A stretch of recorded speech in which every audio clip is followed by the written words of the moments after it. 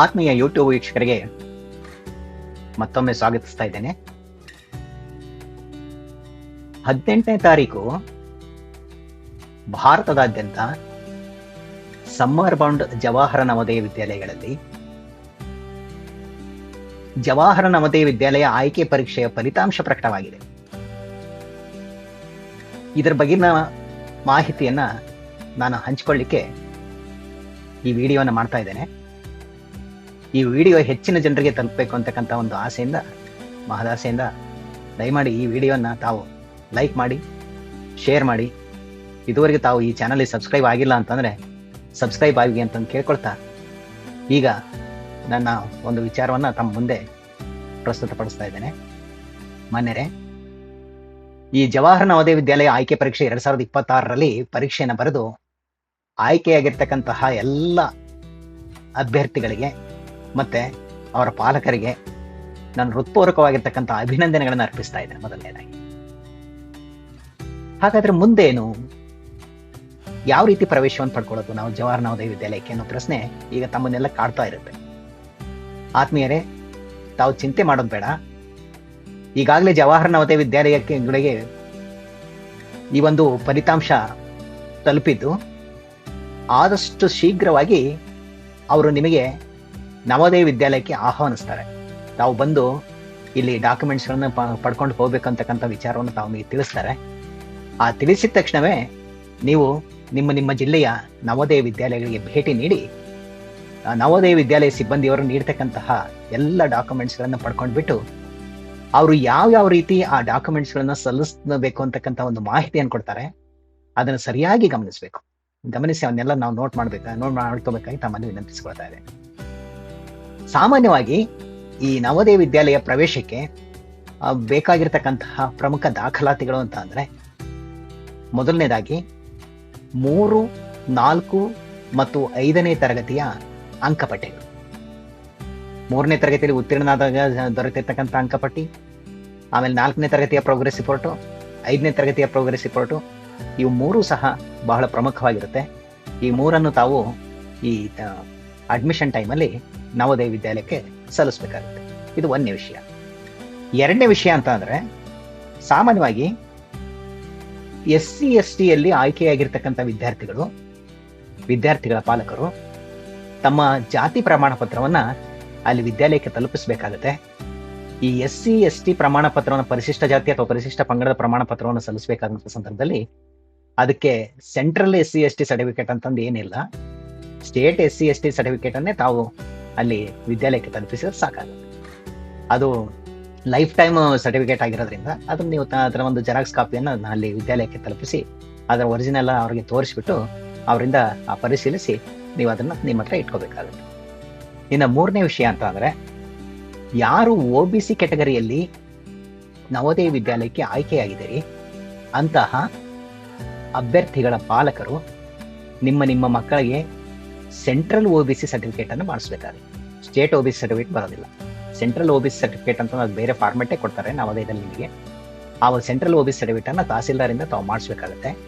ಇದರಲ್ಲಿ ಸ್ಟೇಟ್ ಅಲ್ಲಿ OBCಲಿ ಬರ್ತಕ್ಕಂಥ ಕೆಲವೊಂದು ಜಾತಿಗಳು ಸೆಂಟ್ರಲ್ OBCಲಿ ಬರೋದಿಲ್ಲ. ಉದಾಹರಣೆಗೆ ವೀರಶೈವ ಅಂತಕ್ಕಂತಹದ್ದು ಅಥವಾ ಲಿಂಗಾಯತ ಅಂತಕ್ಕಂಥ ಒಂದು ಕ್ಯಾಟಗರಿ ಅದರಲ್ಲಿ ಸ್ಟೇಟ್ ಅಲ್ಲಿ OBC ಆಗಿ ಕನ್ಸಿಡರ್ ಆದ್ರೆ ಸೆಂಟ್ರಲ್ ಅಲ್ಲಿ OBC ಆಗಿ ಕನ್ಸಿಡರ್ ಮಾಡ್ತಾ ಇಲ್ಲ. ಅದು ಇಂತಹ ಕೆಲವೊಂದು ಗೊಂದಲಗಳಿದಾವೆ ಅಲ್ಲಿ. ಅದನ್ನ ಆದಷ್ಟು ಕನ್ಫರ್ಮ್ ಮಾಡ್ಕೊಂಡು ನೀವು ಆ OBC ಸರ್ಟಿಫಿಕೇಟ್ ಅನ್ನ, OBC ಕ್ಯಾಟಗರಿಯಲ್ಲಿ ಆಯ್ಕೆಯಾಗಿರ್ತಕ್ಕಂಥ ವಿದ್ಯಾರ್ಥಿಗಳ ಪಾಲಕರು ಆ OBC ಸರ್ಟಿಫಿಕೇಟ್ ಅನ್ನ ವಿದ್ಯಾಲಯಕ್ಕೆ ತಲುಪಿಸಬೇಕು. ಇನ್ನು ಇದಾದ ನಂತರ ರೂರಲ್ ಸರ್ಟಿಫಿಕೇಟ್, ಗ್ರಾಮೀಣ ಅಭ್ಯರ್ಥಿ ವ್ಯಾಸಂಗ ಪ್ರಮಾಣ ಪತ್ರ.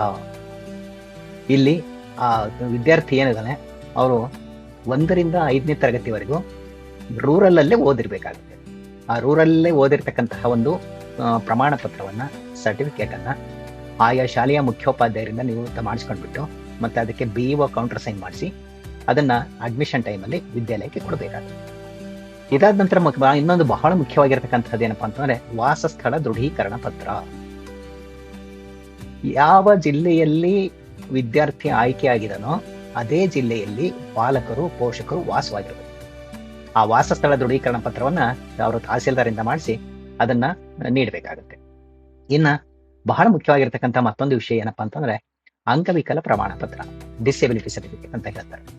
ಯಾರಾದರೂ ಕಿವುಡರು ಅಥವಾ ದೈಹಿಕವಾಗಿ ವಿಕಲಾಂಗರಾಗಿರ್ತಕ್ಕಂಥವ್ರು, ಕುರುಡರಾಗಿರ್ಬೋದು, ಕುಂಟರಾಗಿರ್ಬೋದು, ಕಿವುಡರಾಗಿರ್ಬೋದು, ಆ ಕೋಟದಲ್ಲಿ ಅವ್ರು ಏನಾದರೂ ಆಯ್ಕೆಯಾಗಿದ್ರಿ ಅಂತಂದ್ರೆ ನೀವು ಆಯಾ ಜಿಲ್ಲೆಯ ಡಿಸ್ಟಿಕ್ ಸರ್ಜನ್ನಿಂದ ಪಡ್ಕೊಂಡಿರ್ತಕ್ಕಂತಹ ಅಂಗವಿಕಲ ಪ್ರಮಾಣ ಪತ್ರವನ್ನ ನೀವು ಪ್ರವೇಶದ ಸಮಯದಲ್ಲಿ ವಿದ್ಯಾಲಯಕ್ಕೆ ತಲುಪಿಸಬೇಕಾಗುತ್ತೆ.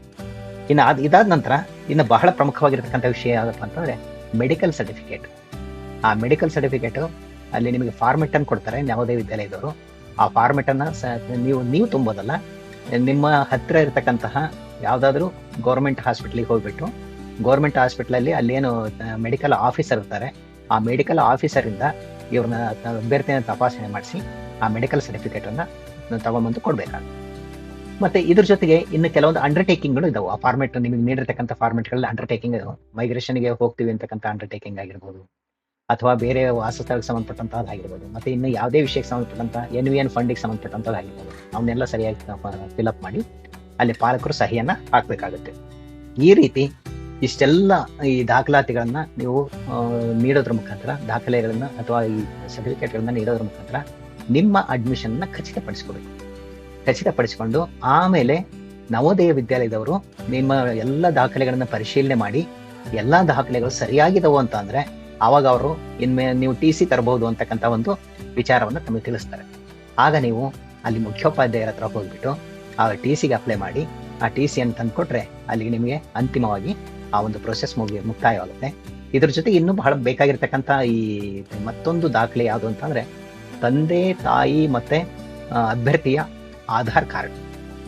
ಆಮೇಲೆ ಇನ್ನೊಂದು ನೀವು ಕನ್ಫರ್ಮ್ ಮಾಡ್ಕೋಬೇಕಾಗುತ್ತೆ, ಏನು ಅಂತಂದ್ರೆ ಆಧಾರ್ ಕಾರ್ಡಿನಲ್ಲಿರ್ತಕ್ಕಂಥ ನಿಮ್ಮ ಮಗುವಿನ ಹೆಸರು, TCಯಲ್ಲಿರ್ತಕ್ಕಂಥ ನಿಮ್ಮ ಮಗುವಿನ ಹೆಸರು, ಅಲ್ಲಿರ್ತಕ್ಕಂಥ ಸ್ಪೆಲ್ಲಿಂಗ್ಗಳು ಕರೆಕ್ಟ್ ಆಗಿ ಅದಾವ ಇಲ್ಲೋ ಅದನ್ನ ತಪಾಸಣೆ ಮಾಡ್ಕೊಂಡು ಅದನ್ನ ದೃಢಪಡಿಸಿಕೊಂಡು ಆಮೇಲೆ ಡೇಟ್ ಆಫ್ ಬರ್ತ್ ಸರಿ ಇದೆ ಇಲ್ಲೋ ಅಂತಕ್ಕಂಥದ್ದನ್ನು ದೃಢಪಡಿಸಿಕೊಂಡು ಆನಂತರ ಅವುಗಳನ್ನ ನೀವು ಜವಾಹರ್ ನವೋದಯ ವಿದ್ಯಾಲಯ ಕಚೇರಿಗೆ ತಲುಪಿಸ್ಬೇಕಾಗುತ್ತೆ.